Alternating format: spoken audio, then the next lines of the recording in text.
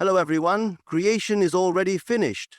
This truth, though seemingly simple, holds within it the key to effortless manifestation. You are not here to struggle, to beg the universe for scraps, or to build something from nothing. You are here to select what is already yours from the infinite storehouse of possibilities that exists within you. Everything that ever was or ever could be already exists in the realm of imagination. Your desires are not born randomly. They are echoes of what already is, waiting for your recognition. Imagine walking into a vast, silent library. On its shelves are infinite books, each one a different version of your life. There is a book in which you are wealthy, deeply loved, healthy, peaceful, successful. There is another where you are not. You do not write these books, they already exist. Your only task is to choose, to take one from the shelf, open it, and begin to read. That is what it means to say creation is finished. When a desire rises within you, do not ask how it will come to pass. That question belongs to the mind, and the mind does not create. It reacts, analyzes, and fears. But the creative power lies not in logic, it lies in feeling. If you can feel the truth of your desire fulfilled, then it must come to pass, for you have already chosen that timeline from the infinite field of creation. The outer world is only the delayed echo of your inner choice. This is why imagination is not idle daydreaming. It is the first act of creation. When you imagine something with feeling, when you immerse yourself in the scene, see it, touch it, hear it, breathe it, you are not pretending. You are entering a state that already exists. And the moment you occupy that state in consciousness, the outer world begins to rearrange itself to reflect it, not by your effort, but by law. There is no striving in this, no forcing. The idea that you must work endlessly to achieve something comes from the belief that you are separate from your desire, that it is far away and must be chased. But when you understand that all is already yours in imagination, you stop chasing. You start choosing. You do not plant a seed and then dig it up the next day to see if it's growing. You trust the unseen. So it is with the creative process. When you assume your desire is fulfilled, when you feel it as done, you rest. Not because nothing is happening, but because everything is happening. You have moved into the state of having. And from that state, life must respond. It must bring you the reflection of who you have assumed yourself to be. The world outside is not causative. It is responsive. It is a mirror, a screen upon which your inner assumptions are projected. Change the assumption, and the reflection must change. But you must do this inwardly, quietly, with faith. There is nothing new to create, only new realities to embody. This is the secret hidden in plain sight, that you are not becoming something, you are revealing what has always been. The future is not ahead of you, it is within you. And it waits patiently for your recognition. Choose now, assume now, and know that what you claim in imagination is already real, already yours, already done. Imagination is reality. This is not metaphor nor poetry, it is law. The world you see with your physical eyes is only the visible shadow of the invisible activity happening within your own consciousness. Everything begins in imagination. Every object, every event, every circumstance in your life is first conceived in the unseen, in thought, in feeling, in assumption. To understand this is to take back your power. To deny it is to remain a victim of outer conditions, forgetting that those conditions are your own reflection. Look around you. Consider the chair you sit in, the device in your hand, the home you dwell in. All of it was once imagined by someone.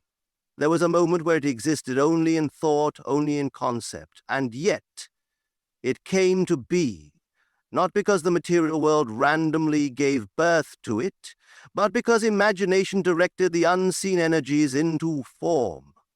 That same creative force lives in you. What you hold within, with conviction and emotion, must express itself in the outer world. Most people believe in the reality of the physical world and dismiss imagination as fanciful or unreal. But the opposite is true. What you imagine, especially with sustained emotion, will harden into fact. It is law. If you consistently imagine failure, rejection, or delay, not as a wish but as a quiet expectation, then that is exactly what life will mirror back to you. But if you dwell in the feeling of success, in the joy of love, in the peace of abundance, your outer world must take that shape. There is no separation between you and your desire except the belief that there is. That belief is sustained by your imagination. You continue to imagine that you do not have what you seek, and so you remain in the state of not having. But the moment you revise that inner image, the moment you begin to see yourself differently, to feel the end result as though it were already true, you shift your reality. You do not have to wait for the world to give you permission. You only have to accept it in imagination. This is why all true transformation happens in consciousness first. It is an inner movement, a shift in identity. The person who wins, the person who is loved, the person who is healed, is not someone you become one day. It is someone you already are the moment you claim it within. The outer change follows because it must. The world cannot help but reflect what you believe to be true of yourself. Use your imagination deliberately. Do not let it drift into worry or replay past hurts. That is creative power wasted on repetition. Instead, craft scenes that imply your desire is fulfilled. Feel them deeply. Lose yourself in them. Make them so vivid that they feel more real than the world around you. Because they are. They are real in the only place that matters. Conscious. When you feel something deeply in imagination, you impress it upon the subconscious, which is the womb of creation. That impression begins to shape your behavior, your emotions, your circumstances, and even the reactions of others. Life rearranges itself around your state of being. The moment you embody a new state in imagination, the world is set in motion to reflect it. Imagination is not escape, it is direction. It is not denial of facts, it is the awareness that facts are fluid and must yield to assumption. There is nothing more powerful than a mind that knows what it wants and refuses to imagine anything else.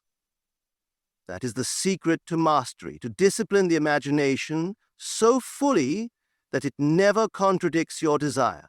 And once that happens, reality has no choice. It must obey the image you have accepted within. To live in the end means to occupy, in consciousness, the state of your fulfilled desire.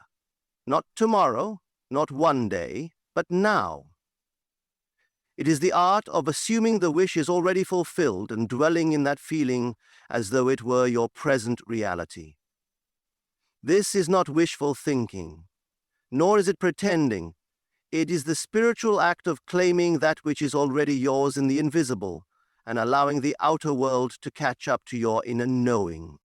Most people live in the middle. They focus on the process, the struggle, the lack.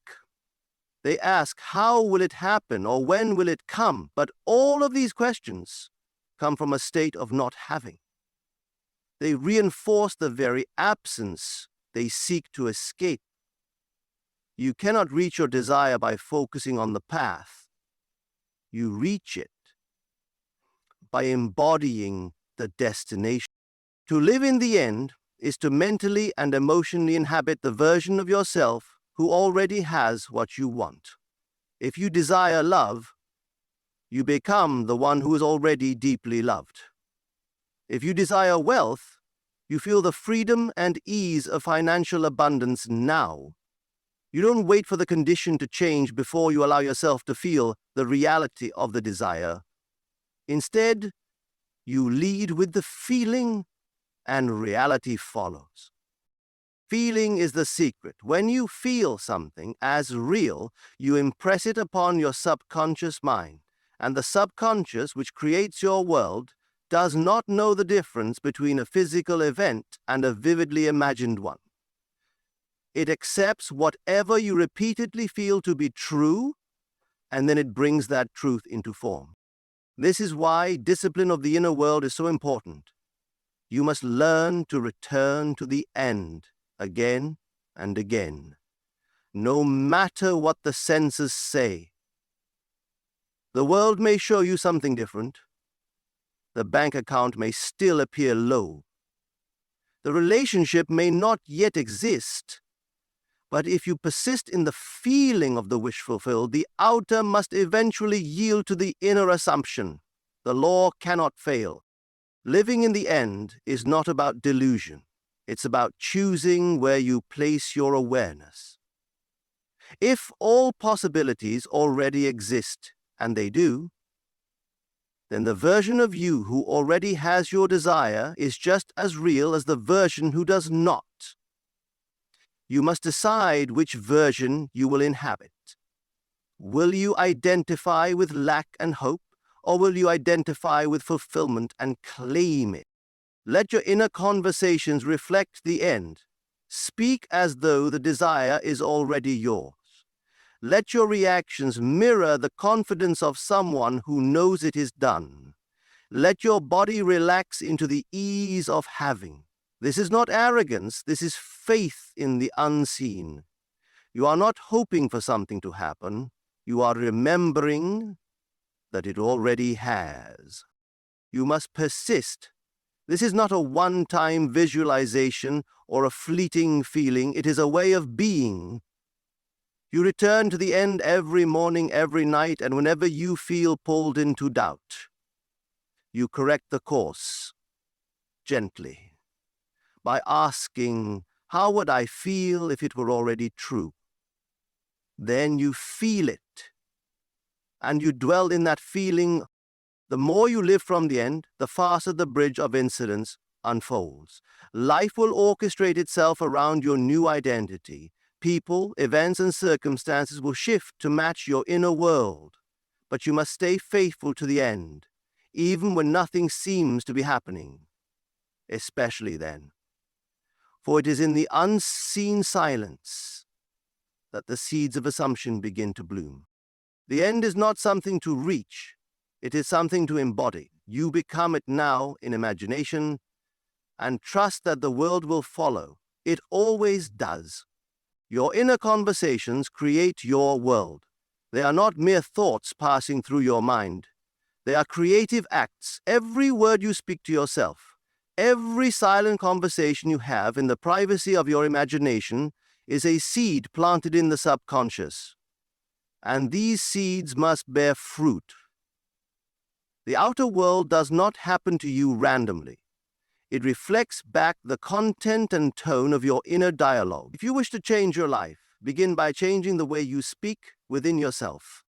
What are you saying when no one is listening? Are you constantly revisiting disappointments, rehearsing fears, or arguing with imagined versions of others? Do you find yourself thinking, it never works out for me, or people always let me down? These statements may never be spoken aloud, but within, they are shaping your reality moment by moment. They are confirming your assumptions, and those assumptions are what the world mirrors back to you. Your subconscious mind is always listening. It does not judge. It does not argue. It simply accepts as truth whatever you persistently feed it. If your inner dialogue is filled with doubt, worry, and defeat, then your subconscious must accept that version of reality and bring it to life.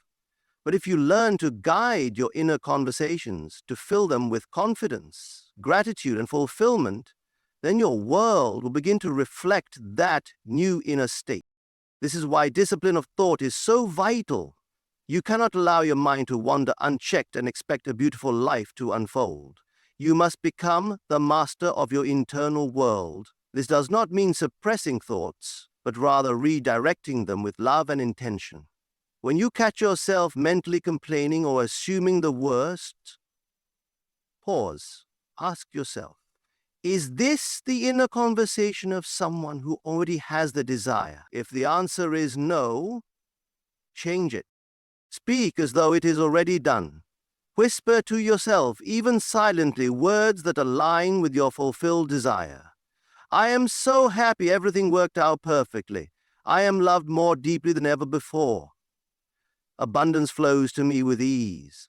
These are not just affirmations, they are acts of creation. They reshape your inner state, and your inner state is the cause of everything that follows. People often try to change their outer world directly by changing jobs, moving cities, ending relationships. But if the inner conversations remain the same, the outer circumstances will simply repeat in new forms. The same patterns, the same disappointments. Nothing truly changes until you change what you are saying within.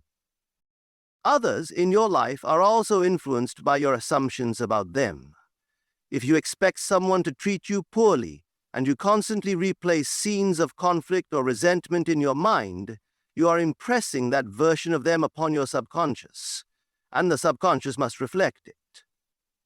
But if you revise those conversations, if you imagine that person being kind, loving, supportive, even if they never were, you will begin to see a shift, not because they changed independently, but because you changed your assumption of them. You are always talking to yourself, whether you are aware of it or not. A story is being told within you. Make it a story you love. Make it a story worth living. Let your inner conversations be filled with peace, power, and the certainty that what you desire is already yours. When your inner dialogue aligns with the end, the outer world cannot help but follow. It has no choice. It is only echoing you.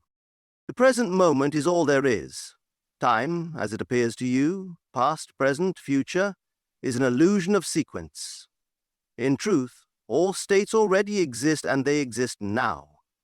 The only point of access you ever have is the present moment. Your power to create, to assume, to change, to receive, it does not lie in some far-off future. It is here. It is now. The future is not something you wait for. It is something you bring into being by entering its feeling right here in this moment. Most people postpone their desires. They say, one day I'll be happy, or when this happens, I'll feel free, or when I have more money, then I'll relax. But this attitude keeps the desire at a distance. It creates a loop where the joy, the love, the peace is always just out of reach, always a future event. But if you want to experience a new reality, you must become it in the now. You must stop chasing and start being. The state of being you assume in this moment is what creates the bridge of incidents that leads you to your desire. But the bridge doesn't start tomorrow or next week. It begins the moment you shift inwardly. That shift doesn't require time. It only requires a decision to feel now what you used to delay. When you embody the emotional fulfillment now, you activate the reality that matches it. That reality, though unseen at first, begins moving toward you as you begin moving toward it. Not through effort, but through alignment. Everything you desire already exists, not in a distant future, but in the timeless dimension of consciousness. You are not calling something into being, you are tuning into what already is. Just like a radio dial, your present moment awareness selects the station, the frequency, the reality you will experience. What you feel now is the indicator of what you are tuned into. Change the feeling, and you change the channel. And when the channel changes, everything you see and experience must shift to reflect it. You do not need to fight with your current circumstances. You do not need to fix the past or worry about the future. All power is here. In fact, the more you try to manipulate or resist what is, the more you strengthen the illusion of separation. But when you become still and move inward, choosing to occupy the state of the wish fulfilled, the future collapses into the now. You are no longer waiting for anything. You are living it here, in this breath, in this space, in this feeling. The mind may argue. It may say, but I don't see it yet, or this is just pretending. But you must learn to trust the unseen. Feeling is the evidence.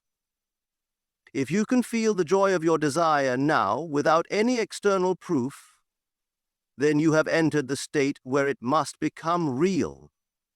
That is the creative act.